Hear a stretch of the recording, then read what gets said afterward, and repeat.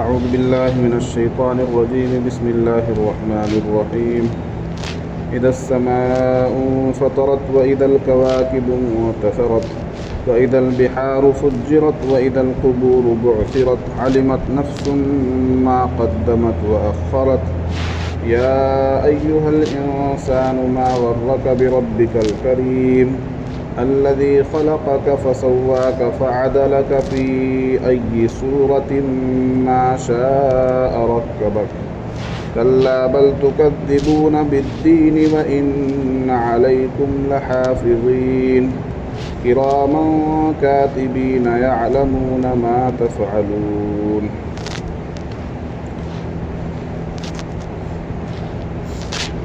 یہ سورت ہے سورۃ الانفطار، جس میں 19 آیتیں ہیں، اور اللہ تبارک و تعالی نے اس سورت میں قیامت کی جو علامات ہیں اور قیامت کے جو مناظر ہیں وہ بیان کیے ہیں کہ قیامت آئے گی تو کیا ہوگا، جیسا کہ آسمان پھٹ جائے گا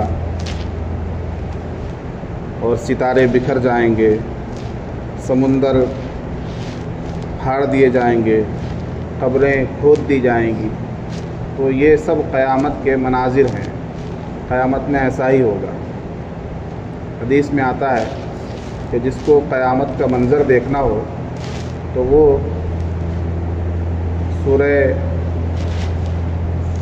اذا الشمس کورت اور سورہ انفطار اور سورۃ الانشقاق کو پڑھ لے.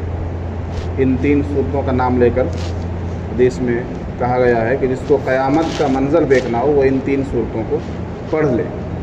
تو ان صورتوں میں قیامت کے مناظر صاف طور پر بیان کیے گئے ہیں کہ قیامت آئے گی تو کیا ہوگا.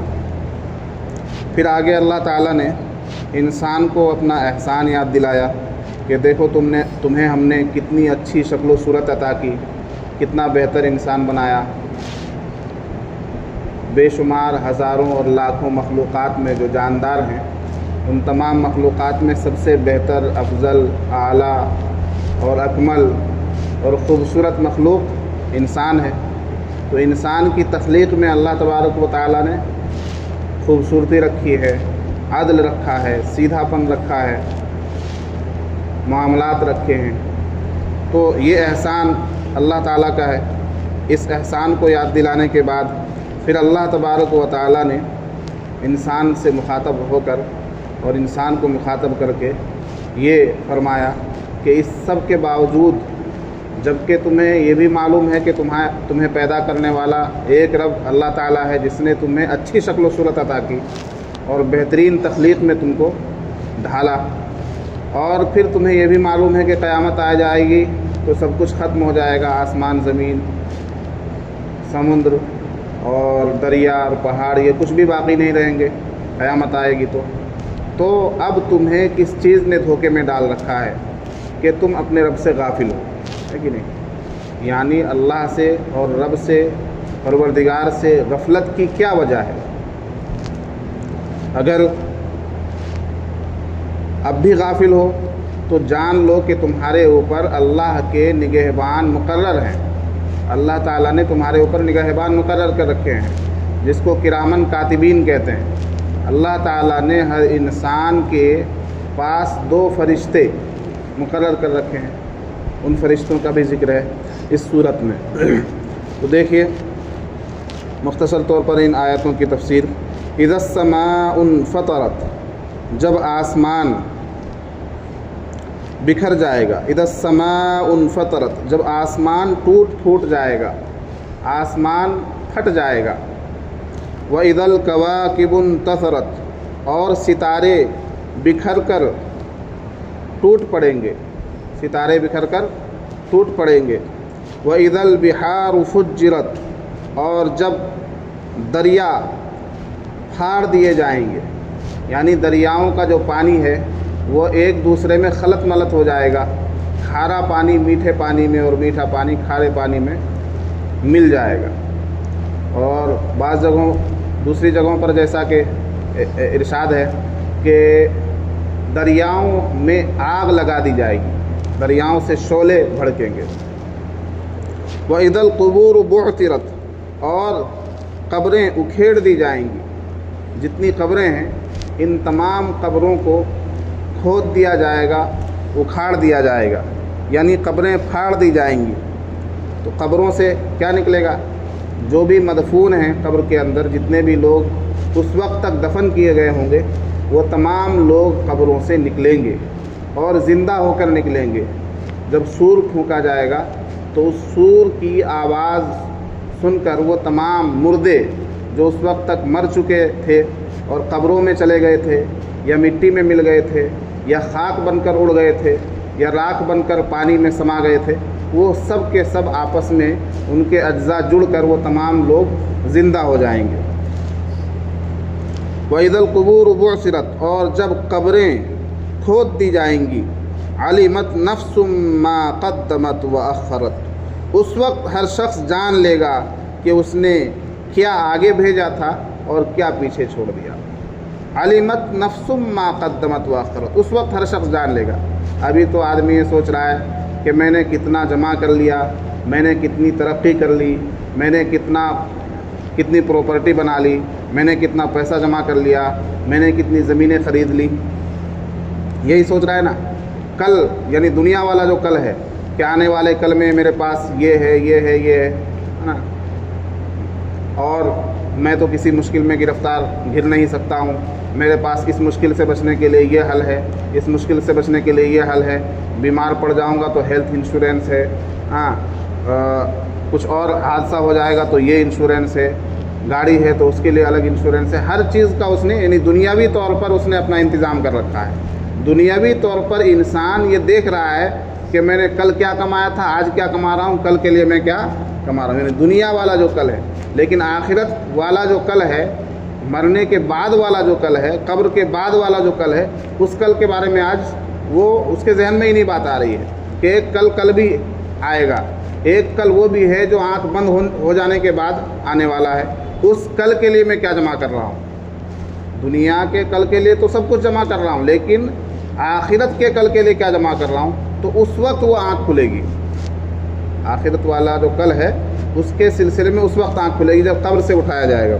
عَلِمَتْ نَفْسٌ مَّا قَدَّمَتْ وَأَخَّرَتْ ہر شخص جان لے گا کہ کیا اس نے آگے بھیجا ہے اور کیا اس نے پیچھے چھوڑا ہے، کیا کھویا کیا پایا. اس وقت آدمی جانے گا کہ کیا کھویا کیا پایا.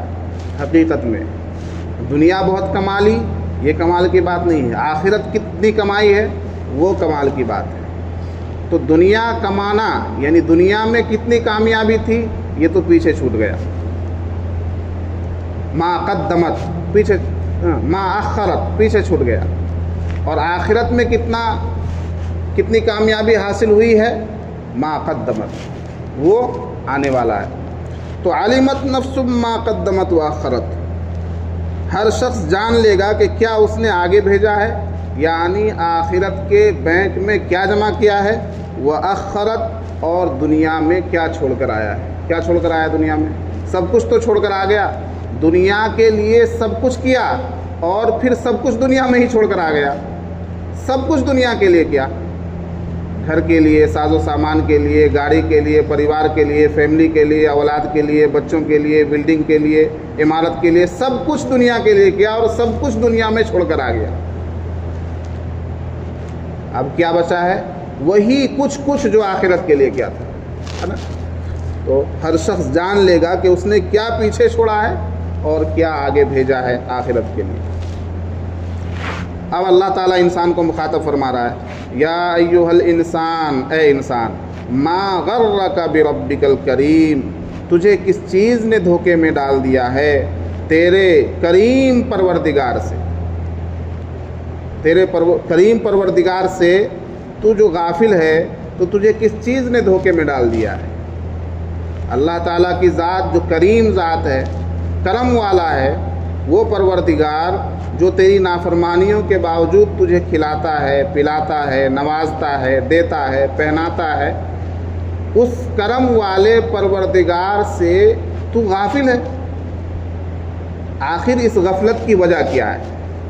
ما غرک، کس چیز نے تجھے دھوکے میں ڈالا ہے؟ غر، غرور، یہ دھوکہ ہے۔ غرور کیا ہے؟ دھوکہ ہے۔ غرور اس کے اندر ہوتا ہے جو سمجھتا ہے کہ میرے پاس سب کچھ ہے۔ جس نے یہ سمجھا کہ میرے پاس سب کچھ ہے تو اس کے اندر غرور ہے، اور غرور کا نام ہے دھوکہ۔ اس کے پاس کچھ نہیں ہے، اس کے پاس صرف دھوکہ ہے۔ جو یہ سمجھ رہا ہے مجھے دین کی ضرورت نہیں، مجھے نماز کی ضرورت نہیں، مجھے اعمال صالحہ کی ضرورت نہیں، مجھے نیکی کرنے کی ضرورت نہیں، مجھے بہت اچھا بننے کی ضرورت نہیں، تو وہ دھوکے میں ہے، وہ دھوکے میں ہے، اس کے اندر غرور ہے۔ فرمایا اے انسان تجھے کس بات کا غرور ہے کہ تو اپنے کرم والے پروردگار سے غافل ہے؟ تجھے کس چیز نے دھوکے میں ڈال رکھا ہے؟ تیرے کرم والے کریم پروردگار سے۔ فرمایا الذی، وہ کون ہے پروردگار؟ الذی خلقک، جس نے تجھے پیدا کیا۔ الذی خلقک، وہ پروردگار جس نے تجھے پیدا کیا۔ کون ہے تیرا پیدا کرنے والا؟ بہت سے لوگ شادیاں کرتے ہیں لیکن اولاد سے محروم ہیں۔ تو صرف شادی کا ہو جانا، صرف عورت مرد کا مل جانا یہ دنیا میں آنے کا سبب نہیں ہے۔ اگر ایسا ہی ہوتا تو بے شمار لوگ اولاد سے محروم ہیں۔ تو تجھے پیدا کرنے والی ذات صرف ایک رب کی ہے، پروردگار کی ہے، اللہ تعالیٰ کی ہے۔ اللہ تعالیٰ کے ہی وجود بخشنے سے کوئی وجود پاتا ہے، ورنہ اور کس چیز سے وجود پایا اس پر بھی غور کر لے۔ الذی خلقک، وہ پروردگار جس نے تجھے پیدا کیا، جس نے تجھے تخلیق دی۔ فسواک، اور کیسا پیدا کیا؟ فسواک، تجھے سیدھا سپاٹ بنایا۔ فسواک، تجھے درست پیدا کیا۔ فعدلک، اور ہر چیز کو بہتر انداز سے بنایا۔ فعدلک، تجھے درست بنایا، سیدھا بنایا اور درست بنایا۔ یعنی انسان کے عضو کا جو حصہ، انسان کے جسم کا جو عضو، انسان کے جسم کا جو حصہ جہاں فٹ ہونا تھا اللہ تعالیٰ نے اس حصے کو وہیں پر فٹ کیا، اور انسان کے جسم کا جو عضو جتنا بڑا اور جتنا چھوٹا رکھنا چاہیے تھا اللہ تعالیٰ نے اس کو اتنا ہی بڑا اور چھوٹا رکھا ہے۔ یہ ہے فسواک فعدلک کا مطلب۔ یعنی انسان کے جسم و جثے میں اللہ تبارک و تعالیٰ کی کاریگری جھلکتی ہے کہ اللہ تعالیٰ نے ناک بنائی، کیسی خوبصورت ناک بنائی، اور پھر اس ناک کے ذریعے کتنا اہم کام لیا جا رہا ہے۔ اور ناک کی خوبصورتی اسی وقت ہے جب وہ ناک کی جگہ پر ہو۔ اگر کسی کی ناک یہاں نہ ہو کر گردن کے پیچھے ہو تو کیا خوبصورت لگے گا وہ آدمی؟ کوئی چیز اس کو سونگنی ہوگی تو سامان اٹھا کر پھر گردن کے پیچھے لے جائے گا۔ تو اب آپ اندازہ لگائیے کہ ناک کو یہیں پر ہونا تھا، تب جا کر یہ فٹ بیٹھتی ناک، تب جا کر اس کی خوبصورتی تھی، تو اللہ تبارک و تعالیٰ نے اس کو یہیں پر رکھا۔ یہی حال جسم کے ہر حصے کا ہے۔ کان جہاں پر لگنے چاہیے تھے اللہ تعالیٰ نے وہیں پر کان رکھے، آنکھیں جہاں ہونی چاہیے تھی اللہ تعالیٰ نے وہیں پر آنکھیں لگائی، ورنہ پیٹ میں آنکھ لگا دیتا اللہ تعالیٰ تو ہر چیز کو دیکھنے کے لیے قمیض کھولنی پڑتی، کرتا اٹھا کر دیکھنا پڑتا کیا چیز ہے سامنے، ہے کہ نہیں؟ تو اللہ تعالیٰ نے انسان کو جس انداز سے بنایا ہے وہ بالکل درست ہے، اور وہ عادلانہ سسٹم ہے جس کے تحت اللہ تبارک و تعالیٰ نے انسان کو بنایا۔ فسواک فعدلک فی ای صورت ما شاء رکبک، اللہ تعالیٰ نے جس صورت میں چاہا تجھے مرکب کر دیا، جوڑ دیا۔ فی ای صورت، جس صورت میں چاہا، رکبک، تجھے جوڑ دیا۔ یعنی تیری صورت کو، تیری شکل کو اللہ تبارک و تعالیٰ نے جس ڈھنگ سے چاہا، جس صورت میں چاہا اس صورت میں بنایا۔ یعنی ہر انسان کی جو شکل و صورت ہوتی ہے وہ دوسرے انسان سے مختلف ہوتی ہے یعنی ہاں تھوڑی سی مشابہت ہوتی ہے اس کی صورت میں، کسی نہ کسی انسان کی تھوڑی سی مشابہت ہوتی ہے۔ ایک حدیث میں ہے، ایک صحابی نبی پاک صلی اللہ علیہ وسلم کے پاس آئے اور کہنے لگے کہ اے اللہ کے رسول، میرا فلاں بچہ بہت کالا ہے، سیاہ ہے، ہو سکتا ہے وہ گورا ہو صحابی، اس نے کہا میرا فلاں بچہ کالا ہے۔ تو اللہ کے نبی صلی اللہ علیہ وسلم نے فرمایا تیرے پاس اونٹ ہے، اونٹ کہاں ہے؟ اس کے بچے ہیں کہ کہاں ہے؟